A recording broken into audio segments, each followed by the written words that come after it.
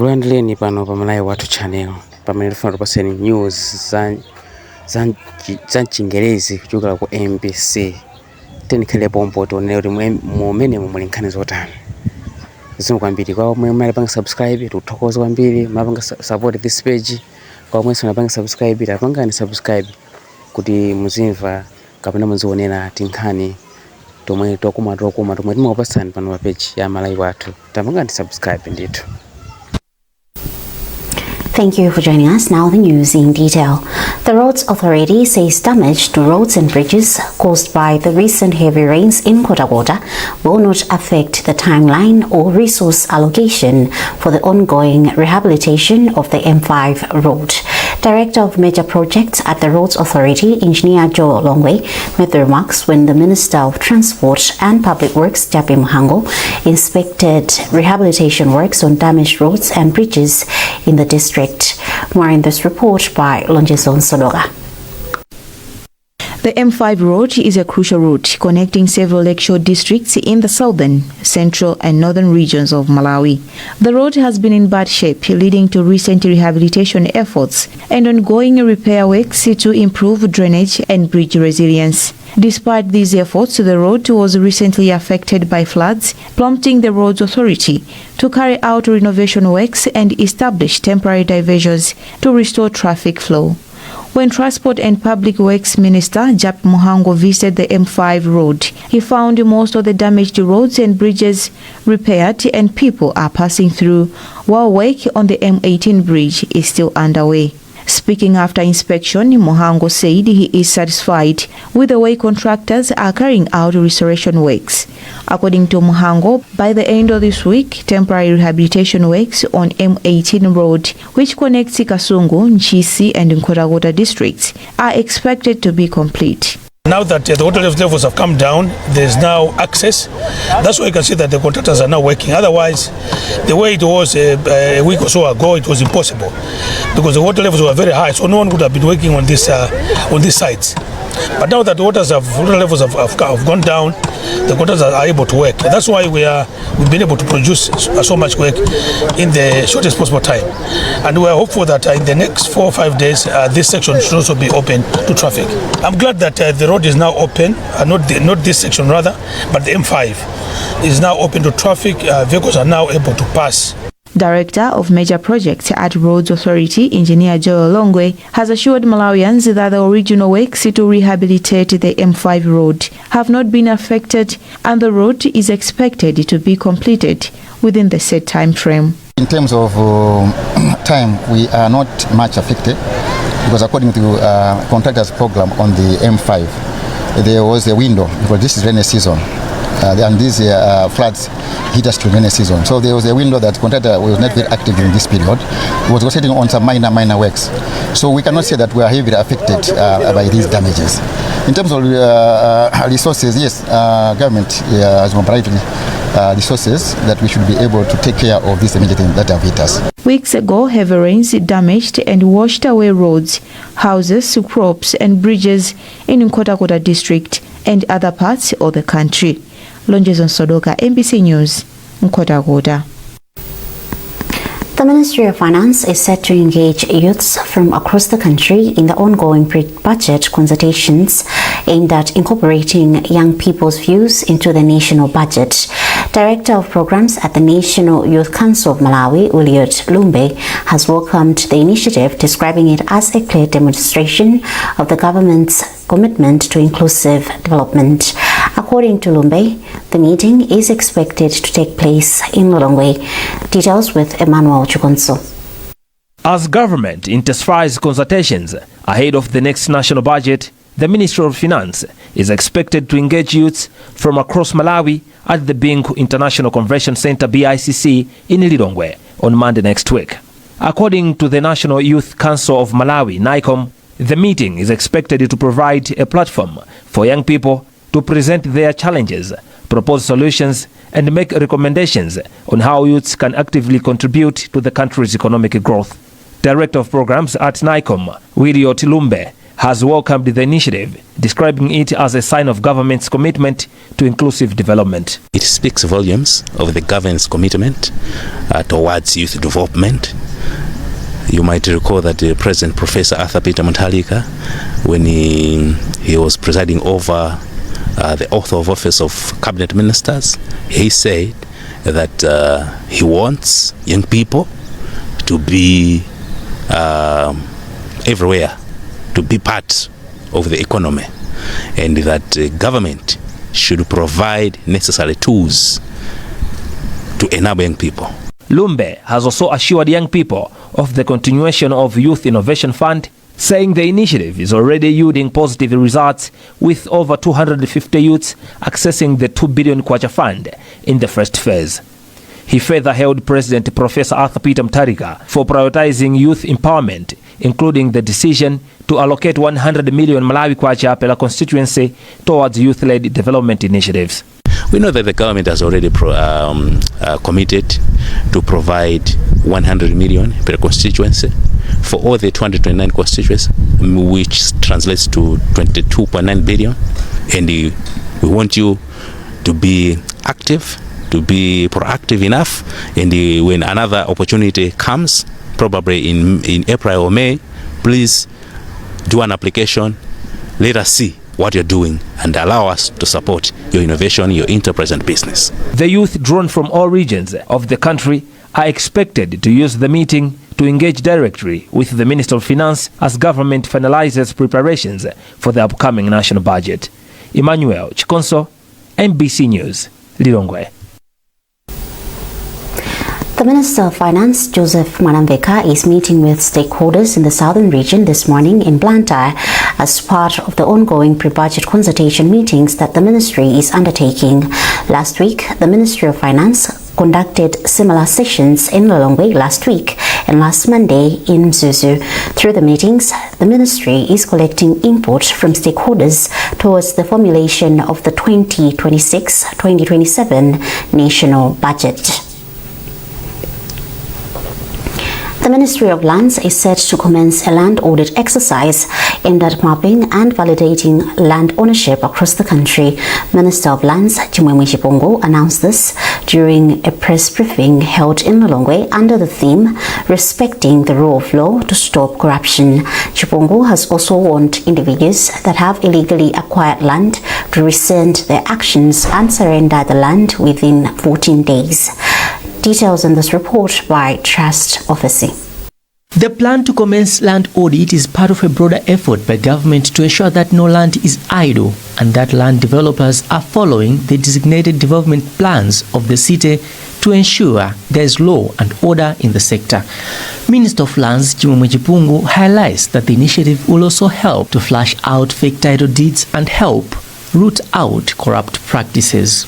We were so much concerned as a ministry because everybody out there has been labeling us as the most corrupt ministry in terms of land management.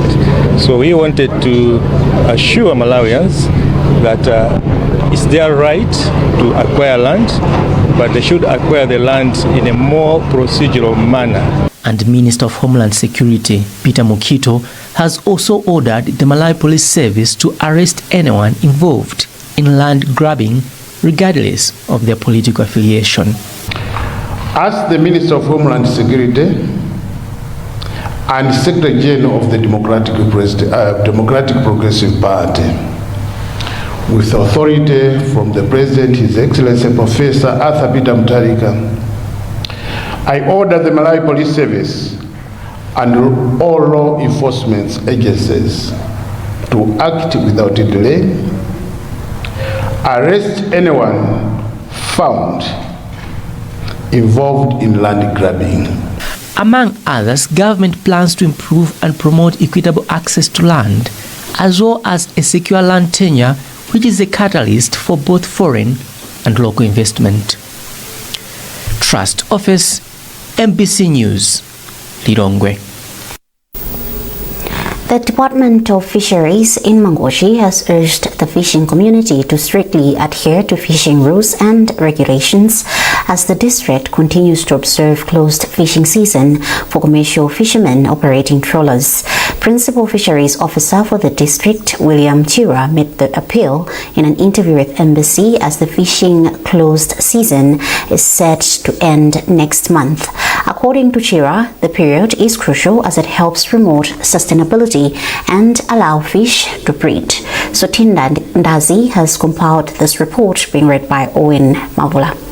Every year, the Department of Fisheries in Malawi declares a fishing closing season. According to the department, the season is crucial for the fish population and the long-term viability of the fishing industry as it gives room for the fish to breed. During the closing season, the fisheries implements various measures to ensure compliance with regulations aimed to control the use of illegal fishing gear among the fishing community. As the period continues, authorities at Mangochi District Fisheries Office have made a special appeal to the fishing community to strictly observe the season, warning that those found contravening the regulations will face the law. William Zichira is Principal Fisheries Officer for Mangochi. What we saw was that there was some kind of compliance during the close season, though there were like some pockets of non-compliance by some other fishermen. And those fishermen who were caught on the wrong side of the law, who were not complying to these regulations or the closed season, their fishing gears were like confiscated, and they are waiting to be prosecuted by competent court of laws like in Mangochi. But all in all, we really appreciate the support that we received from all stakeholders. Adding weight to the cause is senior lecturer for the Department of Aquaculture and Fisheries Science at Lilongwe University of Agriculture and Natural Resources, Jeremiah Kangombe. Kangombe is describing the fish breeding season as crucial period, which, if disturbed, can significantly impact fish population, leading to reduced breeding success and long-term survival. I implore the Department of Fisheries to make sure that enforcement is done so that we can conserve our fisheries and fish products from our lakes. A 2020 fishery and aquaculture report by Food and Agriculture Organization indicates that Malawi annual capture production for fish in Lake Malawi was about 199,500 tons in 2017, dominated by Usipa and Jambo. You're watching MBC News and you are with me, Evelis Chingambe. A reminder of our top stories. Welcome back. Economists are optimistic that prices of food items such as maize will remain affordable in the ongoing lean season. Economist Chris Mbugwa and Edward Chilima attributed this to government's move of importing maize from Zambia, besides some local traders also releasing their farm produce to the market, among others. James Kachipa reports.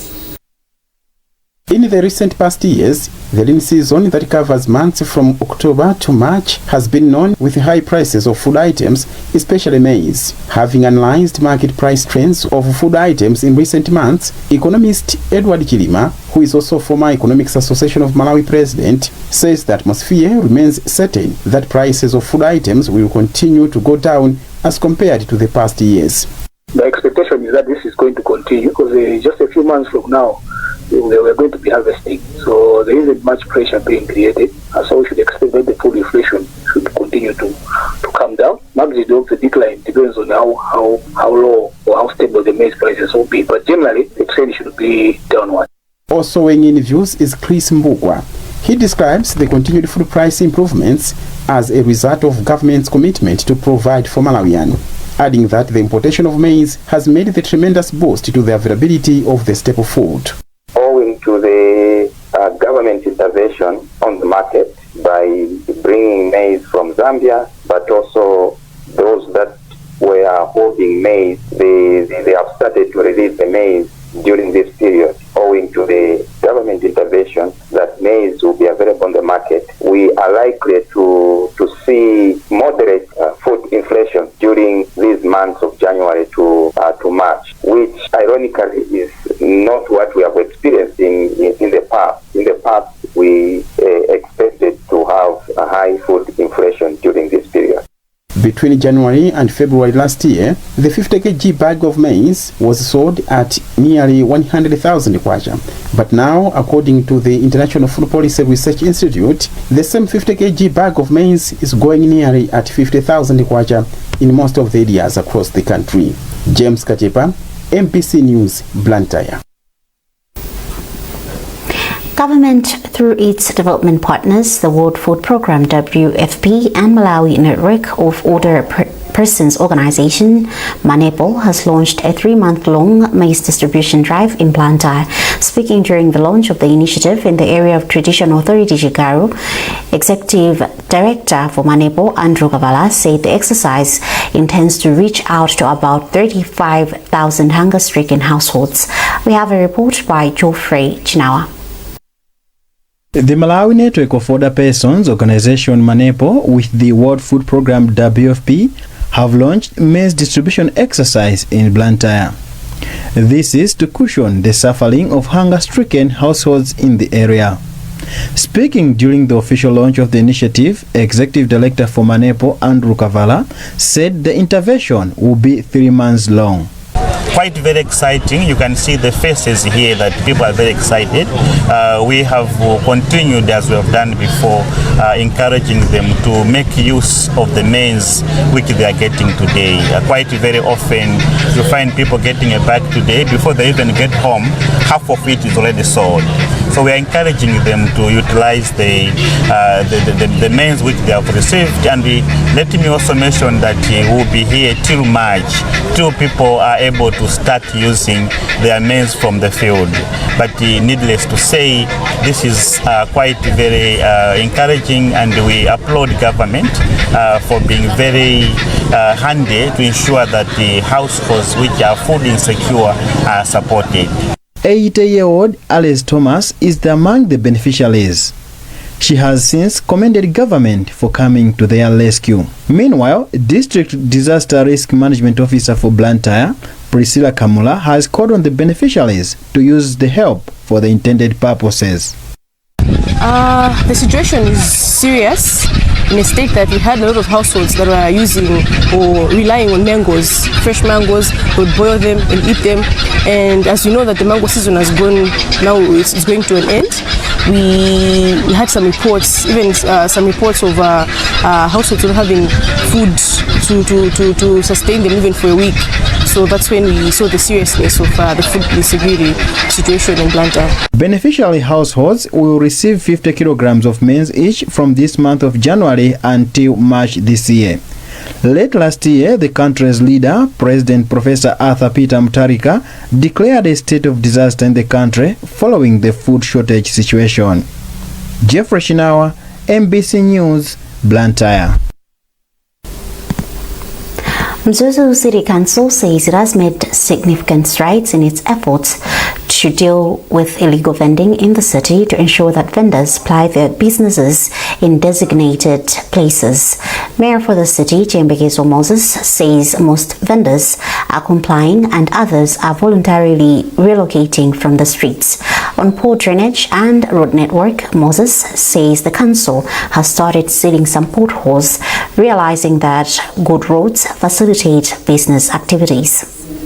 Right now, at least we have reached 80%. We are trying to move them, and they are moving out. As you can see Sanity at least, because we agreed that they're going to start their businesses from 4 o'clock till whatever time they can be comfortable with. So yeah, we are trying our best. We are trying our best, and we are going to put extra gear. Of course, I'm going around the town to see the road network, because road network is our priority. So I was trying to see how bad or good our roads. So we are trying to fix where we have problems. At the Harley filling station, you see there is a bad shape of road. So we are trying to fix that one. And also I was inside Mapale area. I was trying to fix also the other roads inside there. And now in sports, the Malawi National Council of Sports has sealed a 10 million kwacha partnership with Premier Bet ahead of the Malawi Sport Awards, which will be held in Salima next month on the 27th. Unveiling the partnership in Blantyre, Premier Bet Community Manager Hamza Ngaye said the move underscores their commitment to developing sports in the country. We are very proud to be the first and biggest betting platform in Malawi. That's why we want to give back to the community that we are serving. Secondly, we are committed to develop sports in Malawi. That's what we're also looking at, and I've been saying this, that we want to leave a margin as far as sports development is concerned. So that's the second thing. The third thing is because we trust National Council of Sports. Last year when we sponsored, they gave us the results that we anticipated, and this year we couldn't resist but come back to sponsor the event. Reacting to the gesture, Sports Council Director of Marketing, Planning and Infrastructure Development, Limbani Matola, hailed the betting firm for coming back after doing the same last year. We are glad and thrilled because this time around, Premier Bet has increased the sponsorship from 7.5 million last year to 10 million. It displays confidence. It's a statement of confidence and satisfaction in the way we conducting Malawi Sport Awards as Malawi National Council of Sports. So we just want to, at this moment, encourage sports associations and journalists to submit their nominations, which are closing on 23rd of January, so that we allow a lot of athletes and officials to be nominated and take part in this prestigious event. And that's it from our newsroom this morning. A recap of our top stories before we leave. Keep up to date with our news coverage on our digital platforms by scanning the QR code at the top right corner of your TV screen. You've been with me, Evelis Chingambe. Thanks for watching and good morning.